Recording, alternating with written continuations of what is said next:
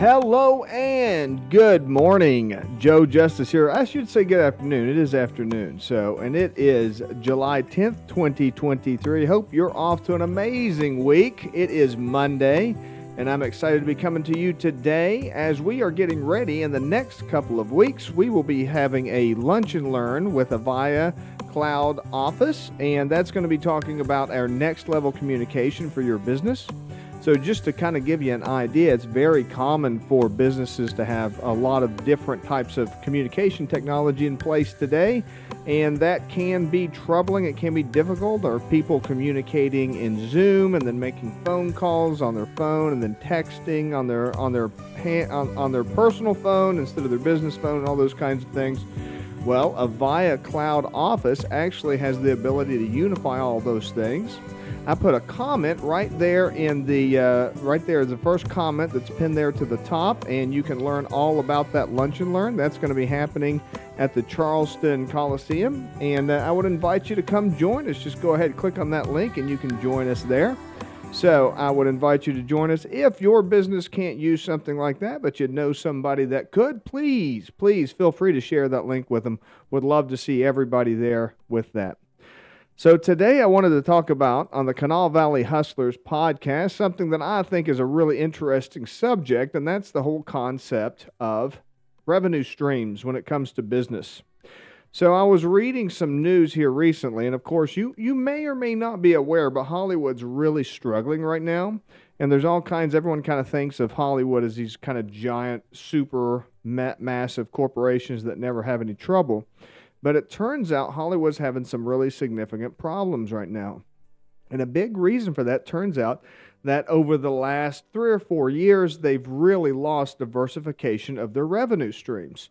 So to give you an idea, the way it used to work back in, when you're talking about the late 90s, early 2000s, when movies would come out, you would have, first of all, you'd have a movie. And then, of course, you had cable channels, and you had DVD sales. And then towards the end, you also had streaming sales. So what you had was you had one movie, let's say, and then you could diversify over cable. Cable you can sell advertising to, or over the network. So you can monetize the subscriptions. Most people weren't aware of this, but when you pay for your cable service, the cable service then pays a subscription to each one of those channels.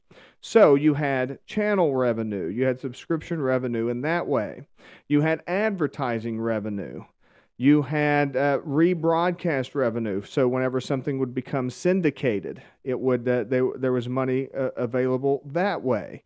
And then in addition, you had, after the show had made its run, you would have DVD sales so it could find an audience. So what this would do was it would give these shows, television shows, movies, things like that, this kind of breathing room and this kind of wide revenue stream that they could get all kinds of different things, all kinds of different little small amounts of revenue. And then towards the end, they would go into streaming options. And there were kind of fledgling streaming options back then.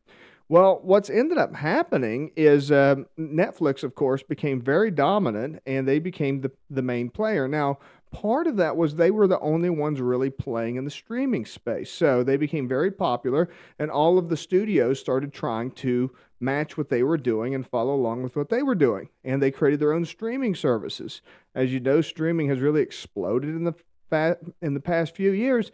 But what does this do? That flattens all of those revenue streams.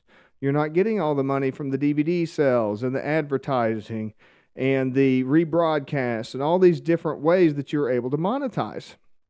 So what ends up happening? You've got all the eggs in one basket, and then of course now you've got Netflix, Hulu, Paramount Plus, all of these different services, all these different streaming services, Max, YouTube, which is largely a streaming service, all these different streaming services that are available. So now you don't have diversification in revenue streams anymore. Everything relies on, say, Paramount Plus subscriptions. And when Paramount Plus or Disney Plus subscriptions don't come in, then the studio begins to lose money big time.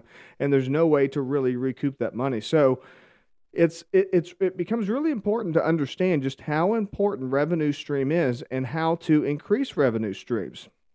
So let me give you some ideas of some businesses and some ways that you can use this in your own business to look into how can you take current assets that you already have and increase them into further revenue streams. So let me give you an example. Amazon. Amazon's a great example of doing just this.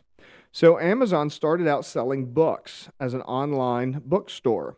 And that's the way most people kind of still think about them today. But Amazon does not make their money from selling books.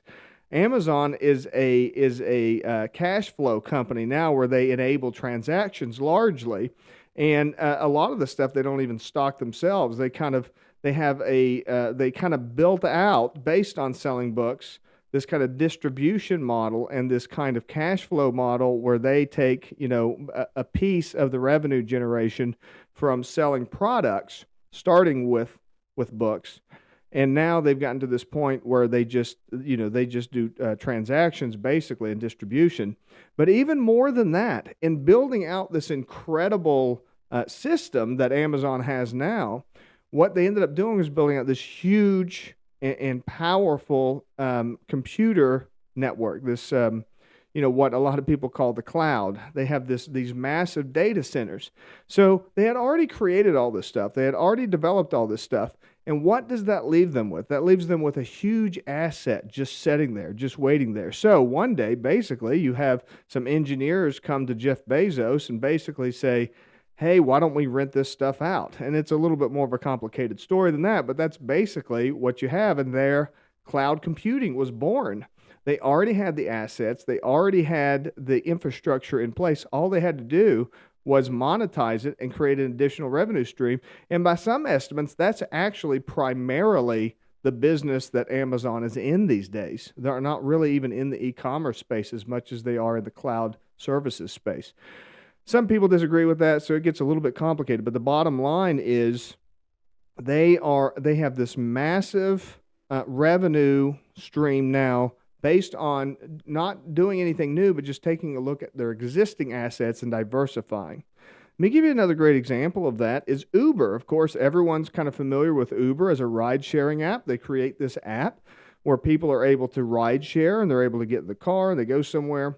Well, basically, Uber took they had all this infrastructure in place. They would share vehicles so that people could get from point A to point B, and they create Uber Eats. Uber Eats is just an extension of that. They already have the logistics and everything else in place. They just swap out people taking rides to, hamburgers taking rides, and you've got the exact same thing going on. And of course, Netflix. Netflix is a great example of this whole thing because Netflix started out renting DVDs. So they already had this massive user base of people that enjoy movies, that rate movies. They had all of this data on how to recommend movies, how to find movies that people like, how to help people find movies that they like. So they extended this into streaming. And so that they were able to connect their existing audience with this whole new technology that was really in its infancy when they first started doing this. People didn't even really understand what streaming was. And they were able to use this asset that they already had in their user base and really be able to expand that. So what I want to do, fellow hustlers, Kanawha Valley hustlers, if you run a business or if you just have a side hustle, think about ways that you can extend that revenue stream. Think about little things that you can do as a side hustle that can add stuff that you already do, stuff that you already have the equipment for. Maybe if you're a mechanic, you can rent out tools. Or if you're not using those tools all the time, maybe you can rent them out. If you're a carpenter, maybe you can, do trainings on the side. Maybe you can train people on basic DIY projects. There's all kinds of different ways that you can utilize revenue stream sharing, and you can create revenue streams based on assets you already have. One of the biggest examples that people are using nowadays is, of course, Airbnb. Everybody's heard about the explosion of Airbnb. People already have homes. They have homes that they either aren't using, or they're rental homes that are sitting empty sometimes, or their vacation homes or something like that. And then what do? They use the Airbnb app to be able to rent those out for when they're not available. Great way to monetize those locations and to improve revenue streams. I hope you found this helpful today. I hope that you found this interesting. We'll have some more guests coming up later on in this week. Be sure to like and share, subscribe, let everybody know all about this. If you found this interesting, drop me a comment. Let me know what you think. What kind of revenue sharing techniques do you use to extend and get those couple extra bucks? Because at the end of the day, that's what it's all about. It's about squeezing those couple extra bucks out of the revenue that you already have. Be sure to check out the link in the comments to elevate your business with the Avaya Cloud Office. That's a lunch and learn that's going to be coming up in a couple weeks, and I hope that you can join me at that. It's going to be lots of fun. So until Wednesday, you guys have a wonderful, wonderful Monday. I'll talk to you then. Bye-bye for now.